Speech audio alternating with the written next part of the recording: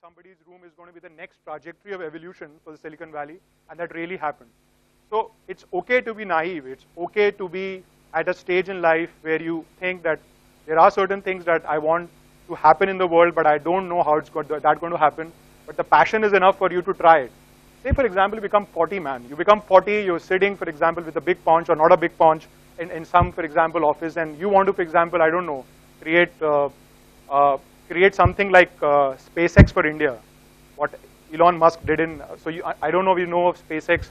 He's launched a company that, for example, launches vehicles in the space. Who would have thought of it? Who could possibly think of launching a company and becoming profitable of launching space vehicles in the world when the cost at which NASA is doing it is probably 6 or 7 times what he's doing. So it's okay to be naive, but it's very, very important that you know what you don't know, what you don't know. So that's important, and a lot of times, you know, all these things that you're probably seeing here, I don't know, I really don't have, you know, this is very difficult to explain that mediocrity is self-selected. For example, whatever stage of your life you are in, whether you're in college, I don't know, whether you've graduated, you're sitting with somebody with a salary or not sitting with somebody with a salary, whatever stage you are at, it's predominantly self-selected. Nobody has forced you in that position. Nobody, for example, has given you a direction to be in that position. Mediocrity is always self-selected. Change is a challenge. It's a big challenge. Now, I'm speaking from the context of being an entrepreneur, but pan it out to anything and everything that you've done in life. Change is something that always has a big inertia. Change karna bahut mushkil hai. Change, and from the perspective of starting a business, or probably creating a technology, I don't know, man. I know of my, for example, batchmates from college who was so maniacal about, for example, that he wanted to, for example, create the first company in India, or a company in India that probably had 30-35% efficiency in 4-cylinder engines. Like it's unheard of. And although I'm talking a lot of engineering gibberish here, but the idea that something of this can happen can only dawn on you when you are 20-25.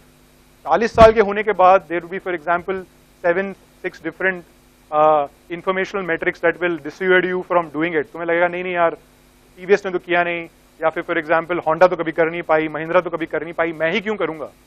So this is probably the right stage. You have nothing to lose. You have absolutely nothing to lose. 2025, you have nothing to lose, and this is probably the right time when you can make this question. So the understanding that something can happen because you have, for example, enough passion for it, or something can happen because you love it so much that you don't really care what other people say, is something that drives you to probably start up or start a business. I'm going to skip the last part. I'm going to skip this part because this doesn't, I don't know how much of a sense it makes, and I've already covered it.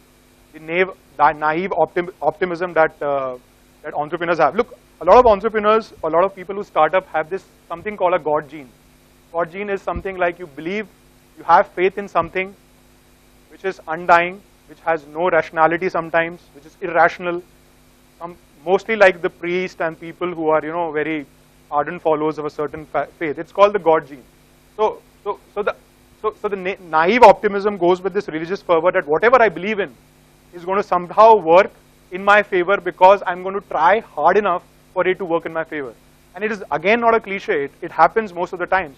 And if you look at some of the examples, India mein to kya kisi ne kuch kiya nahi hai aisa. A lot of people, for example, we essentially are an economy where a lot of people have worked hard, and or probably a lot of people have done the miracles that they've done. No disrespect, because well, they could understand to circumvent the system in a certain way. If you look at the Silicon Valley, a lot of people have done stuff which was unimaginable.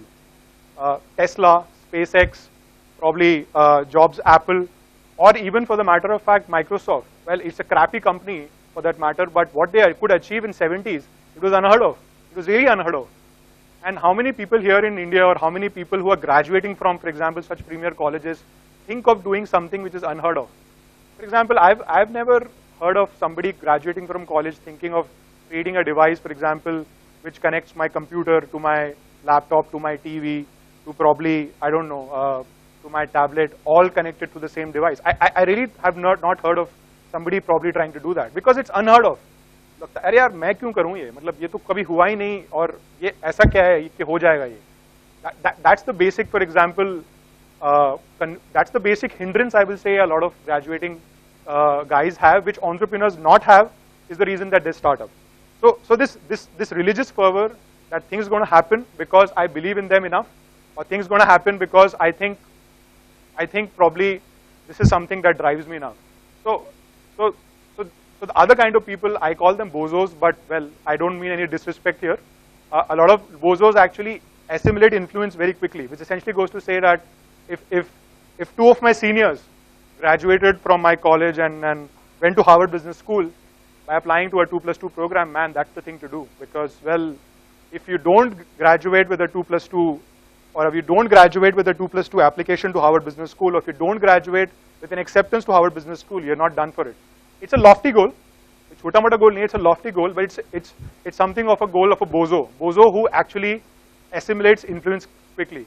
Now, one of my seniors is going to speak at the conference, so I don't mean any disrespect for people who go to Harvard Business School, but these are the kind of people who assimilate influence quickly.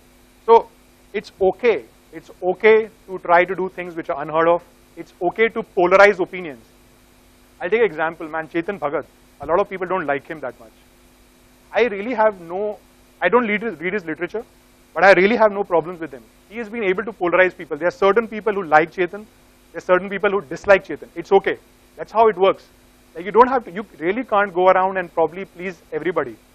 There was in fact, I'll just give you an interesting anecdote. There was a car launched by General Motors in the 1990s, which polarized people so much that there was almost a hate campaign started against it. A lot of people went on to say it looked like a Volvo. It actually looked like it had a shape which looked like a Volvo bus. So some of them, for example, liked it so much that, well, obviously its sales doubled, and some of them disliked it so much that obviously a hate campaign started against it.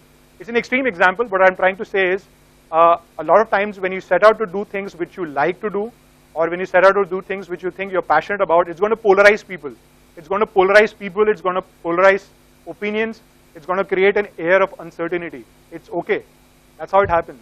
That's how every, for example, good thing waiting to happen happens.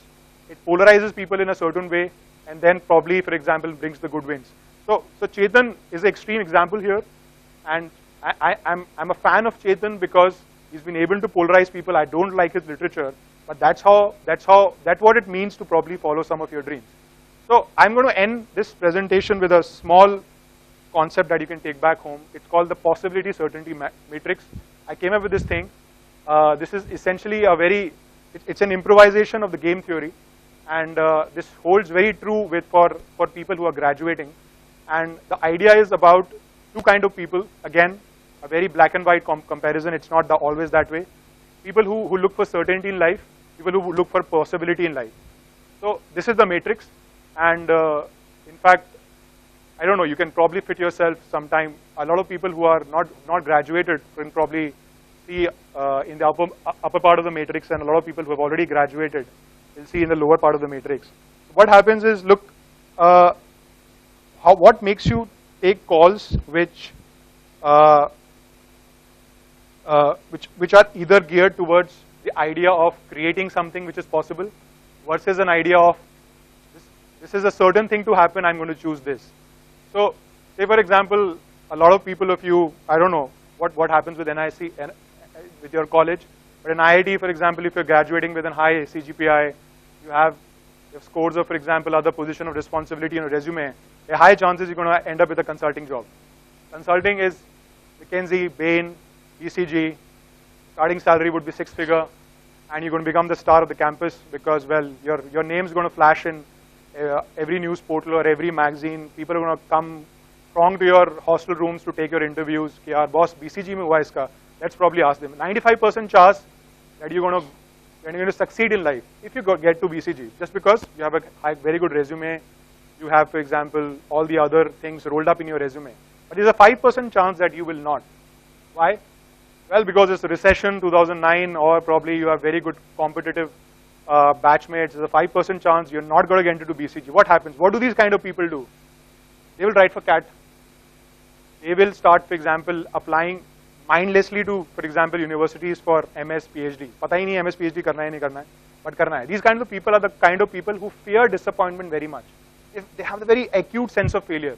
If I don't get into, for example, if I don't fit myself in this bracket, there is something wrong with me.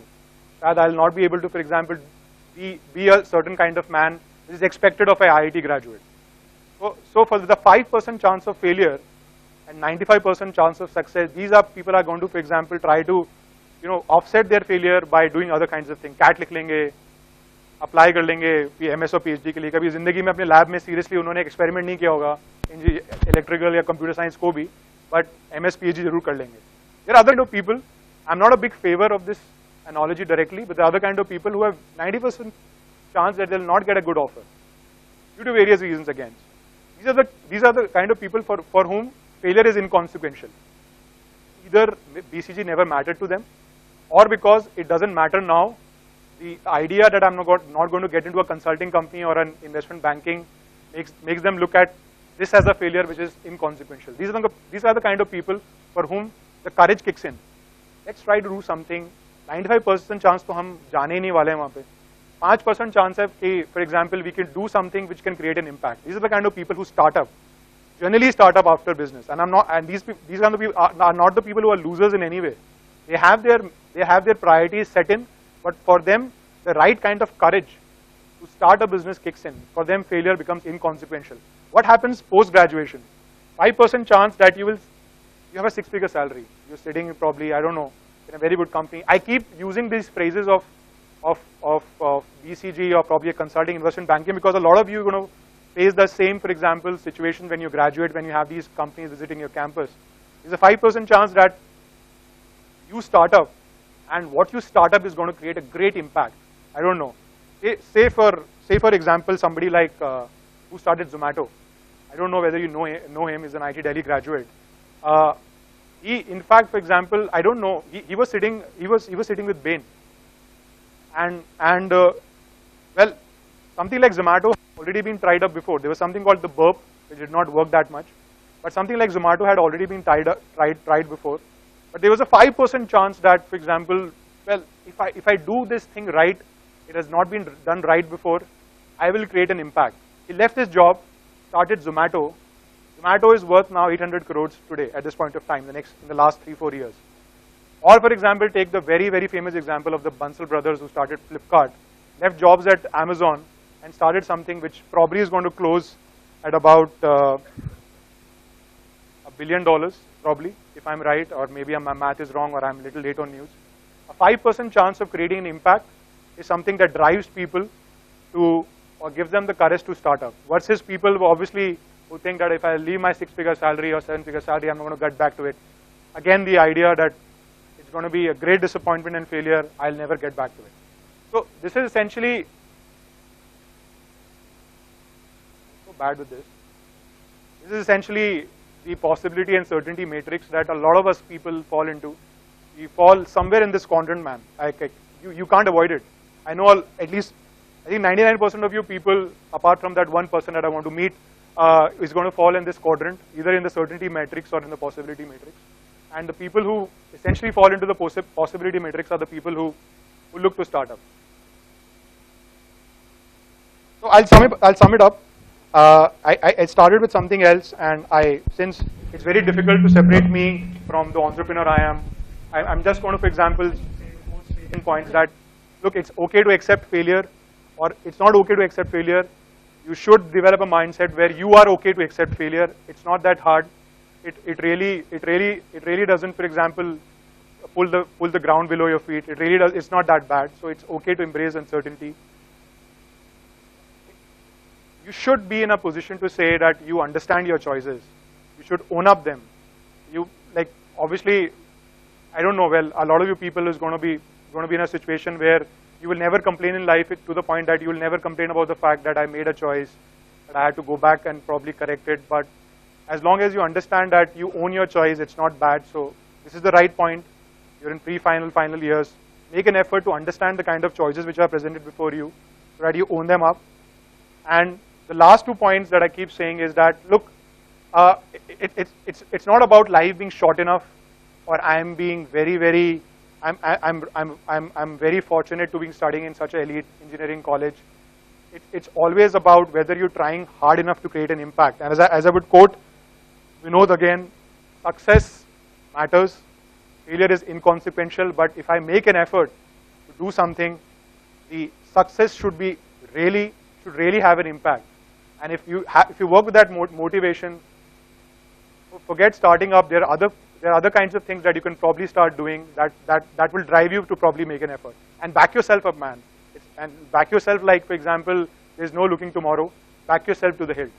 So I'll end this with this talk with this. So I guess that is the context of probably making you understand, why probably I choose to be an entrepreneur. And I would again say that is the only useful thing that I think I can do in my life. Like I've from whatever confusions I had in life, this is what I've come at. This is the only useful thing I can do. But even not starting up. A lot of you people may not start up. That's not as bad. But when you are in college, when you're in final years, and you are in state of confusion with this everything going around, just make an effort to understand what could be important to you and what could not be important to you. Thank you.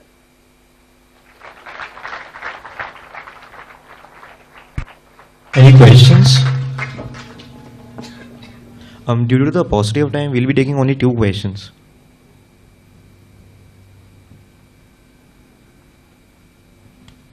There is a question.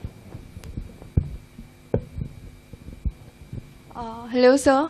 Sir, as you said that there can be 2 things. One, that you do not know what to love, what you would what you would love to work, and secondly, there could be like you can't dare to do that work what you love. So if it's the first case that you do not know what to love, what you would like to do, so it's just the hit and trial method to go on attempting those things and without the fear of failure, or it can be the other way out, that because everybody is apprehensive of the end results, so it can be some other way, like think before you take the step, or is it just the hit and trial method? I would just like to ask that. There is not enough thinking you can do. Okay. For example, you want to get, for example, into NASA. How would you plan yourself out to probably end up as an astronaut? There's absolutely no way that you can probably be sure of a fact that, okay, if this is what I want to do, the end result is going to be favorable. So when you say about hit and trial method, look, I don't know personally, for example, a lot of different things inspire people differently. For example, an engineering graduate not necessarily be interested in engineering all the time. That's a given, because a lot of time the choices we have made to come into engineering or for any other college has not been independently made by us. It's been paid by our parents, or maybe so many other reasons. So the idea that you will not be at a stage where you know what you want to love is a good way, because you have ample ground to cover. You can probably try different things to understand what can probably interest you in future. But it's not a hit and trial. It's a hit and trial method in that way, that you try to discover what you don't know right now. But what I can probably tell you is that you can't be assured of the end result. So the idea of accepting failure is the idea that I will try to understand whether, for example, this is something that I want to do for the rest of my life. But there is no way that you can follow a path where you'd be absolutely sure of the end result, that okay, this is going to work. So I'll give you a few examples here. Look, there are a lot of, for example, things that started out in a different fashion, turned up in a very different fashion. For example, there were like 10 search engines before Google was. There were about 10 good profitable search engines before Google was. And obviously, since the people who started Google were in the Silicon Valley and they were doing what they were doing, they were in computer science, it probably clicked. But you could never be sure that whatever you try out in the future is something that's going to deliver. The only solace you have, solace is the only santana you have, is that I'm trying to do something I love. And sometimes success doesn't matter to you, or money doesn't matter to you, but what matters to you is that you're trying to do something that really you would love doing. So hit as much as possible, try as much as possible. If you overcome the paranoia of failure, you'll keep doing for the rest of your life. I'll tell you, I'll be very honest here. But if the point where you start thinking, okay yaar, ये शायद करने से मुझे certainty है कि मैं, जो वही वाली बात है ना, if you look at possibilities, there are 5 different things you'll try. If you look at certainty, you'll always worry about the end result. So hit as much as possible, try as much as possible. You will one day end up with, for example, loving what you want to do. That's my take on it. Thank you so much.